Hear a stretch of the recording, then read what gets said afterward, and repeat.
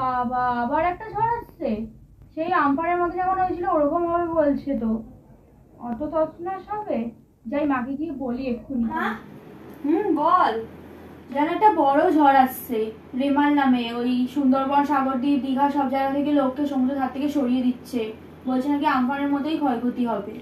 খুব ভয় লাগছে। ওখানে কি হবে এবার বলো তো? আবার ঝড় আসছে, ওখানেই আছে বলছে।